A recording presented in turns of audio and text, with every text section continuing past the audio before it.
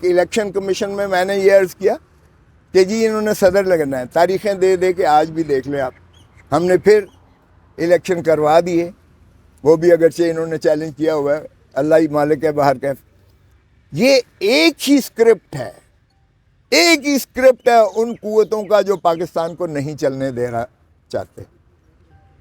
پہلے بھی جنرل پرویز مشرف نے یہ کیا تھا کہ مائنس بے نظیر اور مائنس نواز شریف، اور اس وقت نواز شریف کے تو ماشاءاللہ وہ تو ماہر ہیں اس معاملے میں، ہاتھ پیر کے انگوٹھے لگا کر معافی مانگ کر جنرل پرویز مشرف سے 10 سال کے لیے وہ اپنے سارے ٹبر کو لے کر، شیف تک کو لے کر، جہاز پورا بھر کے وہ سرور محل میں ماشاءاللہ چلے گئے۔ اور بے نظیر بھٹو چونکہ ان کو جس طرح سے حکم جاری کر کے جج کو کہ سزا کرو، ہم نے ٹیپیں چلائیں، آپ نے دیکھا، اس کو جلا وطن کر دیا گیا تھا۔ تو قانون اس نے یہ بنا دیا کہ اگر پارٹی ٹکٹ لینا ہے تو پارٹی کا سربراہ خود حاضر آئے۔ اب اسے پتا تھا کہ نہ نواز شریف آ سکتا ہے کیونکہ 10 سال کا اس کو تو پابند کر کے بھیجا ہوا ہے، ڈسپیچ کر کے، اور سعودی کا یہی شرط، اور نہ بے نظیر آ سکتی ہے کیونکہ اسے تو ماشاءاللہ فل ڈوز دلائی ہے، جس طرح میں نام نہیں لیتا، وہ جج صاحب فوت ہو گئے ہیں مگر ڈی بی تھی۔ تو وہ اس وقت نواز شریف نے کہا میں تو بائیکاٹ کرتا ہوں، ہماری پارٹی بائیکاٹ کرتی ہے۔ بی بی نے کہا ہمیں ایک ہی بائیکاٹ کافی ہے، 1985 والا، غیر جماعتی اسمبلی بنا دی تھی ضیاء الحق نے، اور وہ سارا ستیہ ناش کر کے ایک سیاسی منظر نامے کا رکھ دیا تھا۔ بائیکاٹ اب کسی قیمت پہ نہیں ہوگا۔ ہم ساری رات بیٹھ کر 4 پیس بنائیں، پاکستان پیپلز پارٹی پارلیمنٹیرین، بے نظیر کا نام بیچ میں سے فارغ کر دیا گیا، مخدوم امین فہیم صاحب صدر بن گئے، راجہ پرویز اشرف سیکرٹری جنرل بن گئے۔ نواز شریف نے کیا کیا، اپنے آپ کو ہٹا کر اس نے مخدوم جاوید ہاشمی کو صدر بنا لیا اور راجہ ظفر الحق کو چیئرمین بنا دیا، اور اس طرح سے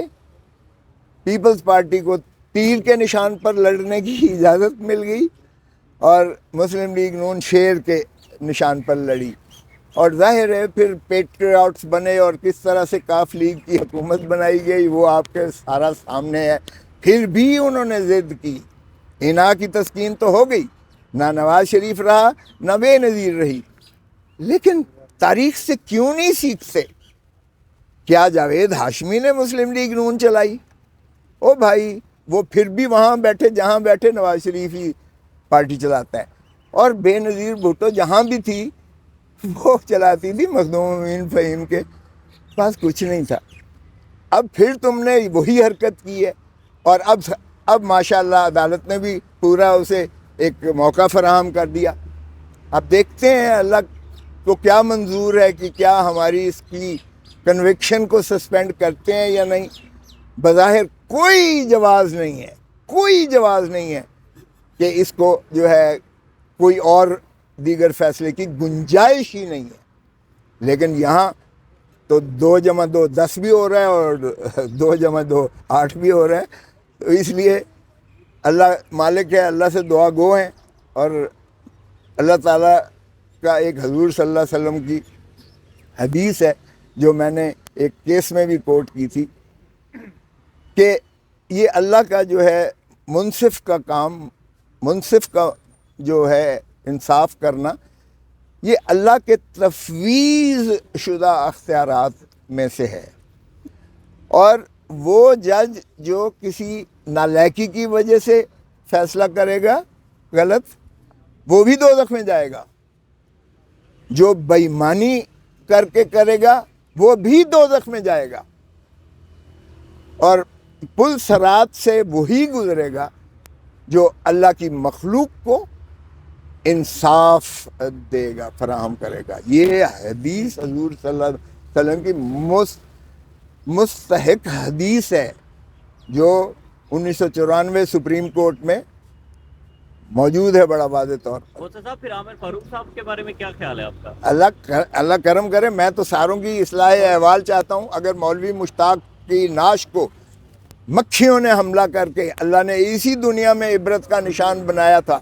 بھگدڑ مچی تھی اور اس کی نعش کالی سیاہ ہو کر ناقابل شناخت ہو گئی تھی، سارے پاکستان نے دیکھا، ساری دنیا نے دیکھا، اللہ نے اس دنیا میں بھی اس کو سزا دی، اگلے جہان میں تو دوزخ ہے ہی ہے۔ تو یہ بھٹو کا بھی عدالتی قتل ہوا تھا، وہ صدارتی ریفرنس اب لگ گیا ہے، تو اس پہ کیا کہتے ہیں آپ کے، اس کے کیا اثرات ہوں گے؟ فیصلہ آتا ہے تو سیاست اور کیا دیکھتے ہیں؟ دیکھیں اس میں میری بات ہوئی تھی پہلے، تو بابر امان کو رکھا گیا تھا صدارتی ریفرنس میں، اس وقت صدر تھے آصف علی زرداری صاحب، تو بابر امان نے یہاں کہا نوٹس ملیا ککھ نہ ہلیا آپ کے سپریم کورٹ کے سیڑھیوں پر کھڑا ہو کر، اور ان کا لائسنس سسپینڈ کر دیا جسٹس افتخار محمد چودھری صاحب نے، تو وہ تو مانے ہو گئے۔ پھر صدر صاحب نے، آصف علی زرداری صاحب نے اعتزاز احسن چودھری، بیرسٹر چودھری اعتزاز احسن صاحب کو متعین کر دیا، مقرر کر دیا پریزیڈنشل ریفرنس پہ۔ ہماری جب میٹنگ ہوئی وہاں تو ہم نے کہا کہ نہیں، صدر کبھی کوئی ہوتا ہے، کبھی کوئی ہوتا ہے، آ جاتا ہے، اگلا صدر جانے کون آتا ہے، تو بلاول کو فریق بننا چاہیے، بلاول بھٹو کو۔ اور بے نظیر کے قتل کا کیس جو آصف علی زرداری خود مدعی بنے، وہ میرے ذمہ لگا کہ آپ اپیلیں دائر کریں گے آصف علی زرداری صاحب کی طرف سے راولپنڈی بینچ عدالت عالیہ میں، اور 110 کی درخواست جو ہے وہ بلاول کی طرف سے فاروق نائک دائر کریں گے۔ تو اب اصول تو اب جہاں تک قانونی پوزیشن ہے وہ یہ ہے کہ چونکہ صدر نے ابھی تک ہٹایا نہیں ہے، تو ابھی تک تو بیرسٹر اعتزاز احسن ہی وکیل صدارتی ریفرنس میں ہے اس بھٹو کے۔ کل سننے نا ذرا، لیکن جب انہوں نے مجھے اعتزاز احسن کہنے لگے کہ میں نے لکھا چیئرمین کو کہ اب جو ہے کیا آپ مناسب سمجھیں گے کہ میں اسے کروں، تو انہوں نے انکار کر دیا، انہوں نے کہا کہ فاروق نائک کرے گا۔ اب فاروق نائک اس لیے نہیں کر سکتا صدارتی ریفرنس کو کیونکہ وہ صدر عارف علی بھی اگر چاہیں تو وہ اس کو مقرر کر سکتے ہیں، اور وہ بھی کابینہ کے ایڈوائس پر کریں گے۔ سو اس لیے اب اس کا کیا ہوتا ہے وہ ساری دنیا کو پتہ ہے، وہ عدالتی قتل تھا، ساری دنیا کو پتہ ہے۔ میں نے اپنی آنکھوں سے دیکھا، مولوی مشتاق نے اپنے کمرے کے اندر، چیف جسٹس کے کمرے کے اندر لوہے کا جنگلہ بنایا ہوا تھا،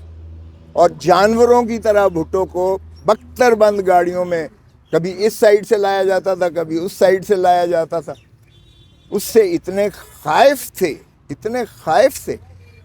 کہ اس کے قریب ایک میل تک وہ جو ہے پہلے ہی وہ لگا دیتے تھے، جو بھی کر دیتے تھے، مطلب کوئی احاطہ نہیں، کوئی اس میں آخاردار تاریں کہہ دیں یا جو بھی ہے، سیکیورٹی کر دیتے تھے، حصار بنا دیتے سیکیورٹی کا اس کو۔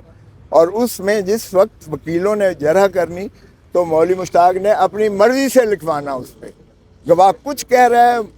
عدالت کچھ اور لکھوا رہی ہے، تو وکیلوں نے جب بائیکاٹ کیا تو